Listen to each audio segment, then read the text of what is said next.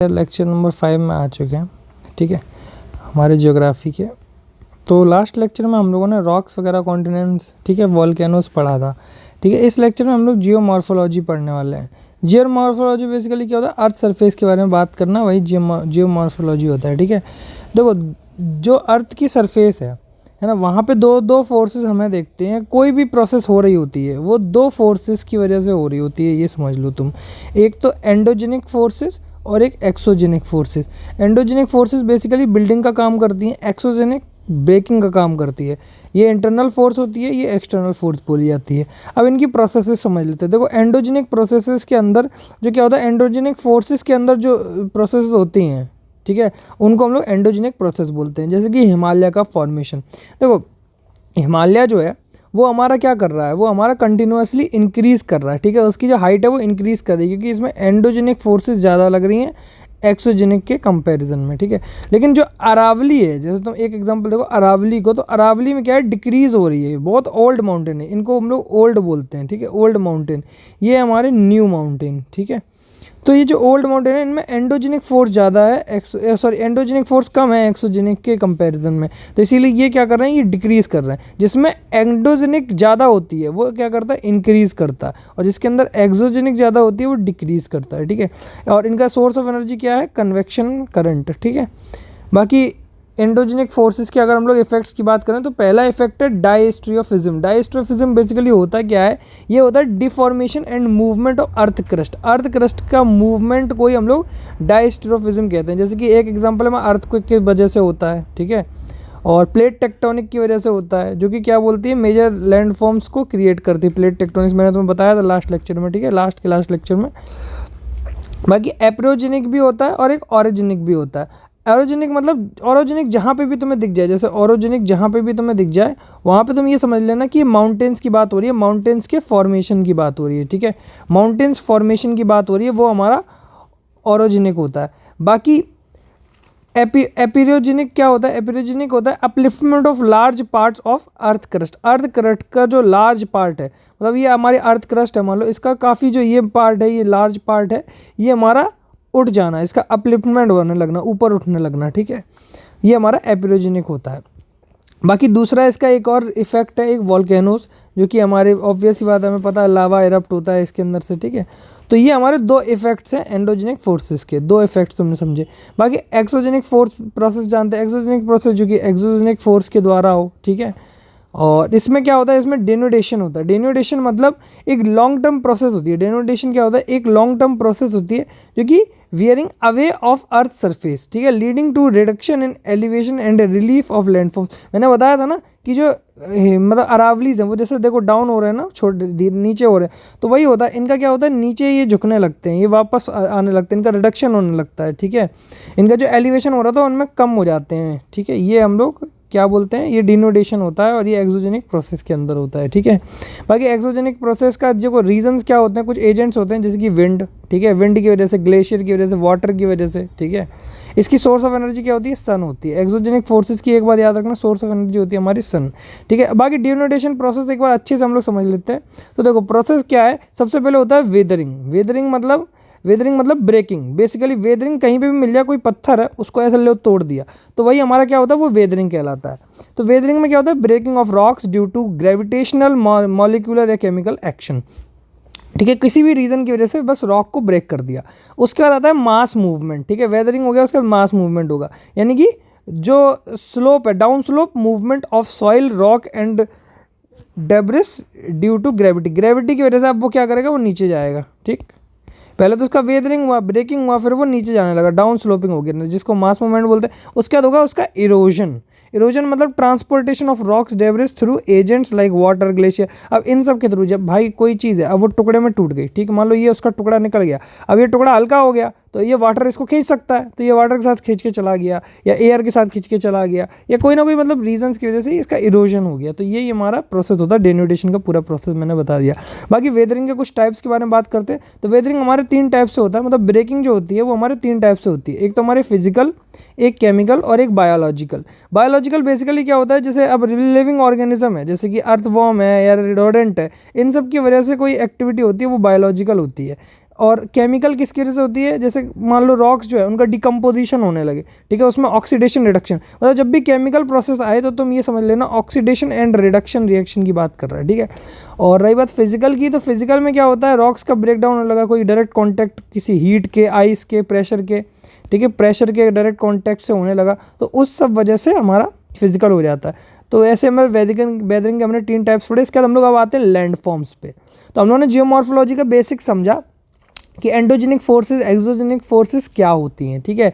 अब हम लोग बात करते हैं लैंडफॉर्म्स की, ज़मीन की, ठीक है। तो लैंडफॉर्म्स हमारी नेचुरल भी होती है और ह्यूमन मेड भी होती हैं, ठीक है। बाकी लैंडफॉर्म जैसे कि हिल्स, माउंटेन्स, प्लेन्स, ये सब लैंडफॉर्म ही तो हैं, ठीक है। ये कैसे फॉर्म होती हैं, ये due to river, glacier, wind, sea waves, ground water, इन सब की थ्रू ये फॉर्म होती है लैंडफॉर्म्स, ठीक है। और हमारा लैंडफॉर्म्स 2 टाइप की होती है, एक तो इरोजनल लैंडफॉर्म्स होती है, एक डिपोजिशनल लैंडफॉर्म्स होती है। डिपोजिशनल मतलब कोई सेडिमेंट है, ठीक है, वो जब डिपॉजिट होता रहता है एक एरिया में, ठीक है, कोई सेडिमेंट है एक एरिया में डिपॉजिट होता रहता है, तो वो हमारा डिपोजिशनल लैंडफॉर्म बन जाता है, वहाँ पे एक लैंडफॉर्म क्रिएट हो जाता है, ठीक है। और अगर इरोजनल मतलब created by a process of erosion, अगर कोई इरोजन की प्रोसेस से क्रिएट हो रहा है लैंडफॉर्म, तो वो इरोजनल लैंडफॉर्म होता है, ठीक है। अब रिवर के द्वारा भी लैंडफॉर्म, मैंने बताया था लैंडफॉर्म किसके द्वारा कहाँ से कनेक्ट कैसे कैसे हो सकते हैं, ठीक है, रिवर वगैरह, river, glacier, wind, sea waves है ना, ग्राउंड वाटर, इन सब के थ्रू हो सकते हैं। तो यही हम लोग पढ़ने वाले हैं। तो रिवर के द्वारा जो लैंडफॉर्म्स क्रिएट होते हैं उनके बारे में बात करते हैं। तो रिवर गोज थ्रू स्टेजेस, अलग अलग स्टेजेस से रिवर गो होती है। एक तो यूथफुल स्टेज होती है, एक मैच्योर स्टेज होती है, एक ओल्ड स्टेज होती है। यूथफुल स्टेज क्या हो, जिसको बोलते हैं फ्लड प्लेन जोन, ठीक है। मैच्योर स्टेज जो कि ट्रांजिशन जोन बोलते हैं, और यूथफुल स्टेज जो होती है वो सोर्स जोन होती है, जहाँ से सोर्स होता है, ठीक है। इसके एग्जांपल है गॉर्जेस, वाटरफॉल्स, जहाँ से हम लोगों की स्टार्ट होती है नदी, ठीक है। और उसके बाद ट्रांजिशन जोन जैसे कि मेंडर है ना, फ्लड प्लेन जोन जैसे कि ऑक्सबो लेक और डेल्टा, ये होते हैं। ये वाला हमारा वी शेप्ड होता है, ये याद रखना। स्टार्टिंग जो होती है वो वी शेप्ड होती है और एंड जो होता है वो यू शेप्ड होती है, यू शेप्ड हो जाती है, ठीक है। और इसमें हम लोग जो रिवर के द्वारा जो लैंडफॉर्म्स क्रिएट होते हैं उसमें भी देख लेते हैं। जो इरोजनल लैंडफॉर्म्स रिवर के द्वारा क्रिएट होते हैं उनके नाम है potholes, waterfalls, V shaped valley मैंने बताया, गॉर्जेस और कैनियन, ठीक है, मेंडर्स। और डिपोजिशन के द्वारा जो क्रिएट होती हैं वो होती हैं flood plains, oxbow lake, meanders, alluvial fence, levees. और ऑक्सबो लेक जो है वो हमारी एशिया की लार्जेस्ट है। कबरतल जो कि बिहार में है, कबरतल बिहार में है, एशिया की लार्जेस्ट ऑक्सबो लेक है, ये याद रखना। बाकी हम लोग ग्लेशियर के द्वारा कोई जो लैंडफॉर्म्स क्रिएट होते हैं उनके बारे में बात कर लेते हैं। तो इसमें इरोजनल जो है वो सर्क्यू रिजेस होते हैं, ठीक है, हॉर्न, हैंगिंग वैली। डिपोजिशनल कौन से होते हैं, मोरेन्स, एस्कर्स, ड्रमलिन्स, आउटवॉश प्लेन्स, ठीक है। बाकी ग्राउंड वाटर के द्वारा जो लैंडफॉर्म्स क्रिएट होते हैं वो हमारे rocks found in rocks that are permeable, thinly bedded and highly jointed and cracked like limestone and dolomite which are rich in calcium carbonate। मतलब ये जो होते हैं, जैसे ग्राउंड वाटर के द्वारा जो लैंडफॉर्म क्रिएट होगा ये फॉर्म्ड होगा रॉक्स पे, ठीक है, रॉक्स में होगा जो कि परमिएबल होगा, thinly bedded and highly jointed, cracked like limestone and dolomite which are rich in calcium carbonate. जो कि देखो कैल्शियम कार्बोनेट इनमें ज़्यादा होता है, जो ग्राउंड वाटर के द्वारा लैंडफॉर्म्स होते हैं उनमें हमें कैल्शियम कार्बोनेट ज़्यादा मिलता है, ठीक है। बाकी इनके नाम है जैसे कि सिंक होल्स, ठीक है, इरोजनल वाले, डोलिन्स, लेपीज और ओवेलस। तुमने लेपीज लजूली सुना होगा ना, लेपीज लजूली, तो उसमें ऐसे लेपीज याद कर लेना। बाकी डिपोजिशनल कैसे होते हैं, स्टेकलाइट, स्टेलेक्टाइट, पिलर्स, स्टेगलाइट, ठीक है। बाकी सी वेव्स के द्वारा जो लैंडफॉर्म्स क्रिएट होते हैं उनके नाम जैसे इरोजनल में cliff, caves, stack, arch. Depositional के beaches, dunes, bars, barriers, spits, tombolo. देखो भाई मैं तुम्हें एक बात बता दूं, ये सब तुम अभी बस थोड़ा सा मतलब ऊपर से देखे रहो, इससे रिलेटेड ज़्यादा कोई बड़ा क्वेश्चन नहीं बनेगा, बहुत जो कॉमन क्वेश्चन होंगे वही बनेंगे, ठीक है। जैसे ऑक्सबो लेक के रिलेटेड बन जाएगा, ठीक है, और इससे इतना हैवी क्वेश्चन नहीं बनेगा, ठीक है, तो इतना टेंशन मत लेना भाई। विंड से बात करें तो विंड से हमारी इरोजनल होती हैं हमारी paddy plain, playas, pedestal rocks, mushroom rock, ठीक है। और डिपोजिशनल से हमारी सैंड ड्यून्स बनती हैं जो कि 2 टाइप की होती हैं, बार्चन और शीफ, ठीक है। इनको हम लोग ये भी बोलते हैं एलोइयन लैंडफॉर्म्स, ठीक है, जो कि विंड के द्वारा क्रिएट होती हैं। तो हम लोग अब लैंडफॉर्म भी कंप्लीट कर चुके हैं अपना टॉपिक, जियोमॉर्फोलॉजी भी हम लोग कंप्लीट कर चुके हैं, लैंडफॉर्म और जियोमॉर्फोलॉजी। अब हम लोग स्टार्ट करते हैं एटमॉस्फेयर के बारे में, ठीक है। तो हम लोगों ने बेसिकली लैंड के बारे में पढ़ लिया, अब हम लोग ऊपर का एटमॉस्फेयर देखेंगे, एटमॉस्फेयर के बारे में समझेंगे। तो एटमॉस्फेयर बेसिकली क्या होता है, गैसेस का मिक्सचर होता है, ठीक है, मिक्सचर ऑफ गैसेस। एवोल्यूशन हुआ कैसे था, तो पहले क्या हुआ, प्रीमॉर्डियल एटमॉस्फेयर था उसका लॉस हुआ। मतलब पहले क्या था कि केवल हीलियम और हाइड्रोजन ही था, हीलियम और हाइड्रोजन। फिर क्या हुआ, फिर हाइड्रोजन और हीलियम था, बट ये क्या हुआ, सोलर फ्लेयर्स, मतलब बोल सकते हैं सोलर फ्लेयर्स की वजह से ये क्या कर गए, ये हमारे लॉस्ट हो गए। इसके बाद क्या हुआ, फिर वॉल्केनिज्म हुआ। वॉल्केनिज्म में क्या हुआ, हॉट इंटीरियर जो था वो बाहर निकली, उसमें गैसेस निकली। जैसे अपना ये अर्थ है, ठीक है, ये अर्थ है, अर्थ के अंदर कुछ हॉट, यहाँ पे हॉट एरियाज़ हैं, ठीक है, मेंटल कोर ये सब है ना हमारा, ये लास्ट लेक्चर में हमने पढ़ा था। तो वो जो है उसके अंदर से जो हीट है वो बाहर निकली वॉल्केनोस की वजह से, वॉल्केनो की वजह से जो हीट है वो बाहर निकली। तो वो हीट जो गैस थी, रिलीज गैस, उसने गैस रिलीज़ करी, तो ये हो गया। इसके बाद बायोलॉजिकल मॉडिफिकेशन भी हुआ, जैसे कि हम लोग के जो प्लांट्स थे, ठीक है, उन सब ने क्या किया, फोटोसिंथेसिस की प्रोसेस की वजह से बहुत सारी चेंजेस आए हमारी अर्थ में। तो एटमॉस्फेयर ऐसे इवॉल्व हुआ। तो एटमॉस्फेयर का इवोल्यूशन तुम्हें समझ में आया होगा। इसके बाद हम लोग एटमॉस्फेयर की लेयर्स की बात करते हैं। तो सबसे ऊपर जो टॉप मोस्ट, सॉरी सबसे जो नीचे सबसे लेयर है उसका नाम है ट्रोपोस्फेयर, ठीक है। ट्रोपोस्फेयर जो हमारी सबसे नीचे की लेयर है, जो हम लोग जिसमें रहते हैं, ठीक है, वो ट्रोपोस्फेयर ही है हमारी। और उसके बाद हमारे आगे लेयर्स आएंगी, जैसे स्ट्रेटोस्फेयर है ना, मेसोफेयर। तो हम लोग ट्रोपोस्फेयर के बारे में जानते हैं। तो ये लोएस्ट लेयर हमें बता दिया। सारे जितने भी वेदर होते हैं वो यहीं पे फाउंड होते हैं। देखो ये चीज़ें ज़्यादा इंपॉर्टेंट है, क्या अकेला होता है वो चीज़ें ज़्यादा इंपॉर्टेंट। जैसे वेदर का है वो हमारा ट्रोपोस्फेयर में ही फाउंड होता है, जैसे कि रेन, स्टॉर्म, क्लाउड्स वगैरह। बाकी हाइट इसकी कितनी है, पोल्स पे हमारे 8 किलोमीटर होती है, इक्वेटर पे 18 किलोमीटर होती है। Poles 8, equator 18। Composition of gases का N2 हमारी 78% यहाँ पे प्रेजेंट होती है, ऑक्सीजन 21%, आर्गन 0.9%, CO2 हमारी 0.036%। अपवर्ड होती है इसमें, density of air decreases. Upwards जो, अगर तुम ऊपर जाओगे इसमें तो एयर की डेंसिटी कम होगी, ठीक है, ऑब्वियस सी बात है, डेंसिटी नीचे ज़्यादा होगी, ऊपर कम होगी। और इसको और स्ट्रेटोस्फेयर को जो जोड़ने का काम करती है या सेपरेट करने का काम करती है वो करती है ट्रोपोपोज, ठीक है, ये याद रखना। ये हमारी लेयर है, एक ये लेयर है, इसके बीच में जो ये सेपरेशन होता है उसको हम लोग ट्रोपोपोज कहते हैं। बाकी इसका टेम्परेचर बिहेवियर कैसा रहता है, तो टेम्परेचर डिक्रीज करता है। देखो ऐसे याद कर लो, सारी लेयर्स हैं उसमें ऐसे ऑल्टरनेटिव है कि जैसे ये वाली लेयर है वो अगर इंक्रीज़ कर रही है तो ये डिक्रीज़, ये इंक्रीज़, ये डिक्रीज़, ये इंक्रीज़, ये डिक्रीज़, अभी आगे समझ में आएगा। जैसे कि ये टेम्परेचर डिक्रीज़ कर रही है, ठीक है, मतलब ऊपर जाने पे, लैप्स रेट बोलते हैं जिसको, ऊपर जाने पे क्या होता है, टेम्परेचर कम होता है। मतलब हाइट बढ़ेगी तो टेम्परेचर कम होगा, ये कहने का मतलब 1 किलोमीटर ऊपर बढ़ोगे तो 6.5 डिग्री सेल्सियस टेम्परेचर कम होगा। और इसका रीज़न क्या है, इसका रीज़न ये है कि भाई देखो, अर्थ जो है, अर्थ सरफेस जो है वो एब्जॉर्व करती है सोलर एनर्जी, ठीक है, और एमिट करती है। बट क्या होता है, जो एमिट करती है वो इंफ्रारेड रेडिएशन होती हैं, जिसको टेरेस्ट्रियल रेडिएशन भी बोलते हैं, जो कि हमारी वार्म होती हैं, ठीक है, लोअर एटमॉस्फेयर को वार्म करती हैं, सॉरी वार्म होती नहीं, वार्म करती हैं लोअर एटमॉस्फेयर को। ये हमारा रीज़न है। बाकी हम लोग इसके इंसोलेशन के इफेक्ट पढ़ते हैं। इफेक्ट ऑफ इंसोलेशन, इंसोलेशन मैंने बताया कि इंसोलेशन का मतलब होता है सोलर रेडिएशन। जो सोलर रेडिएशन होते हैं उनके बारे में हम लोग उनका इफेक्ट पढ़ते हैं। तो इक्वेटर पे क्या होता है, इंसोलेशन की वजह से, अगर इंसोलेशन लेस होता है, कम होता है, तो उसकी वजह से क्या होता है, क्लाउड्स की वजह से हमारा इंसोलेशन होता है इक्वेटर पे कम। बाकी ट्रॉपिक्स पे जो होता है इंसोलेशन ज़्यादा होता है। क्यों होता है, मिनिमल क्लाउड कवरिंग, जो कि डेजर्ट जैसे एरियाज़ में होती है, जहाँ पे क्या होता है, क्लाउड कम होते हैं। तो देखो सोलर रेडिएशन ज़्यादा आएगा, ठीक है, तो क्लाउड्स अगर होंगे तो कम आ पाएगा ना, वैसे ज़्यादा आएगा भाई। अगर देखो ये हमारी अर्थ सरफेस है, इसके ऊपर यहाँ पे क्लाउड्स बने हुए हैं और ये हमारी रेडिएशन आ रही है, तो यहाँ पे यार कम आ पाएगी ना क्लाउड्स की वजह से।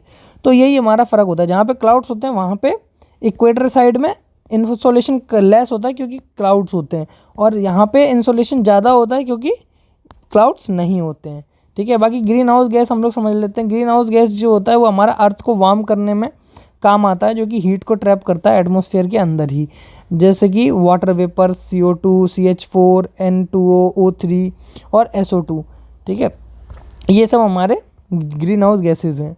और हीट ट्रांसफ़र मैकेनिज़्म मैंने तुम्हें पहले तुमने पढ़ा भी होगा, और अब तुम्हें दोबारा देख लेते हैं।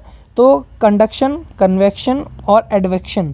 कंडक्शन मतलब किसी चीज़ को, हीट को डायरेक्टली एक मॉलिक्यूल से दूसरे मॉलिक्यूल तक ट्रांसफ़र करना, ठीक है, कंडक्शन यही होता है। कन्वेक्शन क्या होता है, vertical transfer of heat through the movement of air masses, air masses के थ्रू हमारा वर्टिकल ट्रांसफ़र जो होता है वो कन्वेक्शन होता है। और एडवेक्शन क्या होता है, horizontal transfer due to movement of air, air के मूवमेंट की वजह से हॉरिजॉन्टल ट्रांसफ़र, हो चुकी हमारे इंडिया में बहुत फेमस है लू बोलते हैं ना, लू लग गई, तो वो हमारी जो लू होती है, एयर हवा विंड जो बहती है वो हमारे एडवेक्शन के ही मैकेनिज्म से होती है, ठीक है। बाकी एल्बेडो क्या होता है, एल्बेडो एक प्रोपोर्शन होता है ऑफ इंसिडेंट लाइट, जैसे कि एक लाइट इंसिडेंट करी, ठीक है, और वो रिफ्लेक्ट करेगी फ्रॉम सरफेस से, तो यही हमारा एल्बेडो कहलाता है। हाईएस्ट एल्बेडो जो है वो हमारा ग्लेशियर्स में देखा है हम लोगों ने। बाकी हम लोग ओशियन लेक्स में 8% है, लैंड सरफेस में 14 से 18% दिखता है, सैंड डेजर्ट में हमारा 27%, सी आइस में 35%, ओल्ड स्नो में 59% और फ्रेश स्नो में 80% हमारा दिखता है। और टेम्परेचर इन्वर्जन की बात कर लेते हैं, तो एक फिनोमेना ऑब्वियस बात है जो कि टेम्परेचर इंक्रीज़ करता है हाइट के साथ में। अब क्या हुआ, अभी तक मैंने तुम्हें बताया था कि जब तुम्हारी हाइट ऊपर जाती है तो टेम्परेचर डिक्रीज़ करता जाता है, बट अब मैं बताऊंगा तुम्हें जब हाइट बढ़ती है और टेम्परेचर भी बढ़ता है, ये कब होता है, ये जब टेम्परेचर इन्वर्जन होता है, इसकी वजह से होता है। अब ये रीज़न क्या होता है इसका रीज़न होता है कभी कभी लॉन्ग विंटर नाइट जो होती हैं उनकी वजह से क्या होता है कि जो एयर है, ठीक है, नियर द सरफेस ज़्यादा कूल हो जाती है। जब विंटर नाइट ज़्यादा होती हैं, लंबी होती हैं, तो उनकी वजह से क्या होता है, एयर जो होती है वो सरफेस पे ज़्यादा कूल होती है विद कंपैरिजन टू ऊपर। और स्टेल एयर, अगर स्टेबल एयर है भाई, एयर नहीं चल रही है तो ये स्टेबल एयर है, तो वो भी एक रीज़न होता है हमारे टेम्परेचर इन्वर्जन का। बाकी क्लियर क्लाउडलेस स्काई, अगर क्लाउडलेस स्काई है, क्लियर है एकदम, तो वो भी हमारे टेम्परेचर इन्वर्जन का काम करता है। ये क्या करता है, हीट लॉस को इन्हेंस करता है सरफेस से टेरेस्ट्रियल रेडिएशन के थ्रू, ठीक है। तो हमारी पहली लेयर ट्रोपोस्फेयर ख़त्म होती है, अब हम लोग स्ट्रेटोस्फेयर पे आते हैं, ठीक है। स्ट्रेटोस्फेयर हमारी दूसरी लेयर है, ये हमारी 50 किलोमीटर तक फैली होती है। ओजोन लेयर इसके अंदर ही होता है, 30 से 35 किलोमीटर ऊपर हमारे होता है। बाकी ये हमारा यूवी रे से प्रोटेक्ट करता है ओजोन लेयर, ये तुम्हें पता होगा, ठीक है, क्योंकि हमारे सन से मतलब ख़राब रेज होती हैं यूवी रेज, जो कि हमारे स्किन कैंसर भी करती हैं, इनसे हमें प्रोटेक्ट करता है। हम लोग ऊपर जाते हैं, इसमें टेम्परेचर इंक्रीज़ होता है। मैंने तुम्हें बताया था ना कि जो ट्रोपोस्फेयर होता है उसमें टेम्परेचर डिक्रीज़ करता है, तो स्ट्रेटोस्फेयर में हमारा टेम्परेचर अब इंक्रीज़ करेगा, फिर अगले में डिक्रीज़ करेगा, ऐसे होता है। तो हम जब ऊपर जाते हैं तो हमारा टेम्परेचर इंक्रीज़ होता है। जेट प्लेन्स यहीं पे फ्लाई करते हैं। स्ट्रेटोस्फोर्स जो होती है वो स्ट्रेटोस्फेयर और मेसोस्फेयर को डिवाइड करती है। ओजोन लेयर जो है वो हमारा ओजोन डे सेलिब्रेट होता है 16 सितंबर को, ये हमारा स्टैटिक का याद रखना कुछ टॉपिक। इसके बाद हमारी मेसोस्फेयर आती है। मेसोस्फेयर हमारी 85 किलोमीटर तक होती है, ये कोल्डेस्ट लेयर होती है एटमॉस्फेयर की, कोल्डेस्ट लेयर, एक बात याद रखना, सबसे कोल्डेस्ट लेयर कौन सी है, मेसोस्फेयर। बाकी मेटेरॉइड जो होते हैं वो यहीं पे बंद कर जाते हैं और यहीं इसी लेयर में ख़त्म हो जाते हैं, ठीक है। इसमें तुम ऊपर जाओगे तो टेम्परेचर डिक्रीज़ होगा, तो ट्रोपोस्फेयर, स्ट्रेटोस्फेयर, फिर मेसोस्फेयर। ट्रोपोस्फेयर में डिक्रीज़, इसमें इंक्रीज़, फिर इसमें डिक्रीज़, फिर थर्मोस्फेयर फिर से इंक्रीज़ करेगा, देखना ऊपर जाओगे तो 80 से 400 किलोमीटर तक होती है। थर्मोस्फेयर जो है हमारी हॉटेस्ट लेयर है, ये कोल्डेस्ट लेयर है और ये हॉटेस्ट लेयर है, याद रखना। It contains electrically charge particles known as ions, इसके अंदर होते हैं, ठीक है। रेडियो वेव्स जो होती हैं वो यहीं से ट्रांसमिट होती हैं from earth and reflected back to the earth by the layer, इस लेयर की ही द्वारा होती हैं। इसके बाद आता है हमारा एक्सोस्फेयर, ये सबसे ज़्यादा इसमें हाइड्रोजन और हीलियम होती है एक्सोस्फेयर में, ठीक है। इसके बाद कर्मन लाइन होती है जो कि अर्थ के एटमॉस्फेयर को आउटर स्पेस से अलग करती है, कर्मन लाइन बोलते हैं इसको, 100 किलोमीटर तक होती है हमारी, 100 किलोमीटर दूर। तो हमारा एटमॉस्फेयर खत्म होता है। इसके अंदर हम लोग अब वाटर की बात कर लेते हैं, ठीक है। एटमॉस्फेयर की बात कर ली, अब वाटर की बात कर लेते हैं, ठीक है। ये हमारा लास्ट टॉपिक है वाटर। तो हमारे अर्थ पे सलाइन जो वाटर है, ठीक है, यानी कि जो समुद्र में पानी मिलता है और जो खारा पानी होता है वो हमारा 97.2% है। फ्रेश वाटर है हमारा वो 2.8% है, ठीक है। फ्रेश वाटर में भी हमारा जो 69% के आसपास है वो ग्लेशियर है और 30% के आसपास है वो हमारा ग्राउंड वाटर है, ठीक है। 71% of the earth surface covered with water है, ये भी याद रखना, ये तो तुम्हें पता ही होगा। तो ह्यूमिडिटी क्या होता है, ह्यूमिडिटी होता है वाटर वेपर्स का कॉन्सेंट्रेशन जो कि एयर के अंदर प्रेजेंट होता है। जैसे ह्यूमिडिटी नहीं होती कि दिल्ली की ह्यूमिडिटी बढ़ गई, तो वो क्यों बढ़ती है, उसका मतलब क्या होता है, उसका मतलब ये होता है कि वाटर वेपर का कॉन्सेंट्रेशन जो है वो एयर में कितना प्रेजेंट है, ठीक है। तो ये हमारी दो टाइप की होती है, एक तो हमारा एब्सोल्यूट ह्यूमिडिटी होती है, एक हमारी रिलेटिव ह्यूमिडिटी होती है। एब्सोल्यूट का मतलब है कि जो total mass of water vapour present in a unit volume, एक यूनिट वॉल्यूम में टोटल मास ऑफ वाटर कितना प्रेजेंट है। और रिलेटिव ह्यूमिडिटी क्या होती है, असलियत में कितना मॉइस्चर है, परसेंटेज, जो कि हमारे मैक्सिमम कैपेसिटी से कंपेयर होता है, ठीक है। बाकी वाटर साइकिल क्या होती है, वाटर साइकिल क्या होती है, जो हमारी continuous movement of water between earth atmosphere atmosphere and surface, earth की एटमॉस्फेयर और सरफेस के बीच में जो, जैसे देखो ये हमारी अर्थ सरफेस है, ये हमारा एयर है, तो वाटर ऐसा तो है नहीं अकेला इसी सरफेस पे ही रहता है, वो तो एयर में भी जाता है ना, फिर एयर से वापस भी आता है वेपर्स के फॉर्म में या किसी फॉर्म में।